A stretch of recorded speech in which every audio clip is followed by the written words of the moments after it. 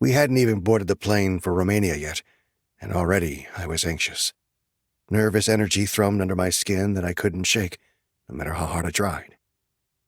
Wolves all learned relaxation techniques, ways to hold on to our control, keep our shift hidden from the humans. It was standard in our preteen years, so that wolves didn't start popping out in the middle of high school chem class. So to be on the edge of that long practice control for no reason, well, it was rare. I blew out a harsh breath, dragging in the scent of the Texas morning. The dirt smelled different here than in Alaska. Drier, even though we were probably about the same distance from the ocean. I shot a glance at the cloudless sky, sun blazing an almost angry circle just over the horizon. An average day with nothing to make me nervous.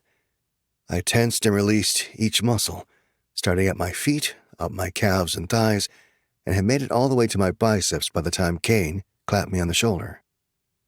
"It's that kind of day, is it?" He eyed my arm pointedly. He'd been my friend most of our lives, so he'd seen me work through this exercise enough times to spot it a mile off. "Yeah, something's gotten under my skin." "Someone, you mean?" My alpha cocked an eyebrow at me questioningly. I glared in response, and the asshole chuckled. "It's going to work itself out. Just wait and see." Easy for him to say, now that he was mated to the brilliant, demure, and lovely Omega healer, Brielle. Meanwhile, I was trying to douse a stick of dynamite. No, douse wasn't the right word. I liked Lee's fire. She made me feel a spark I had never felt before. It was more like holding on to a stick of lit dynamite and hoping my hand didn't get blown off. That was it. "Reed is rounding up the girls, but they were supposed to be here 5 minutes ago," Kane said casually, eyeing the waiting pack jet. "The pilots are finishing up the pre-flight, which meant we should already be boarding. I'll run and see what's up." He nodded, but I could see hesitation in the way he ran his hand over the back of his neck. I'd known him too long to miss his tells. "What is it?" "I know you don't want to go back home. We'll make it as quick as we can, but I wanted to say it now in case I don't get a chance when we're there. Thank you. I know you're only doing this out of loyalty to me." Shit. Was I that obvious? I had family baggage a mile wide back in the old country, and he was right. For anybody but Kane or Reed, I would never step back on home soil. I liked Alaska just fine, thanks, in no small part because it was nearly as geographically far away from Romania as one could get, aside from a tiny island in the ocean somewhere. "Don't sweat it, Alpha. I'll be fine." The grin I tried to give him was more of a grimace, but I covered it by jogging off before he could needle me with questions.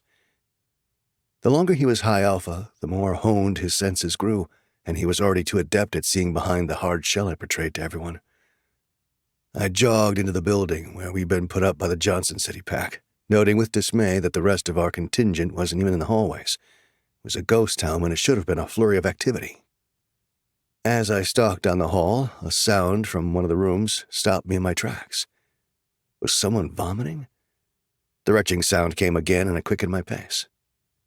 My nose knew whose room I stood outside without having to check.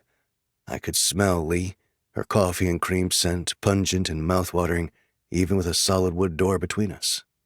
Goddess, every time I got a fresh hit, I felt like a junkie, itching to get my hands on her for round 2. But she'd made it very clear that after my screw-up with round 1, she had no interest in a repeat performance. I couldn't blame her, not after what happened. We didn't get along, we were always at odds, and well, I really screwed up. The fact that it had never happened before wasn't something I'd been able to force between my lips when she was looking at me like that, pissed off and red-faced after the fact. I shook off the painful memory and placed my hand flat on the door. I could hear low voices inside. Before I could knock, though, the door swung open easily at my touch. Annoyance flooded me when I saw Reed standing in her bathroom doorway. "I can't believe it. You're pregnant," he murmured, shaking his head. "It'll work out, okay? Let's just get to Romania and worry about what's next then."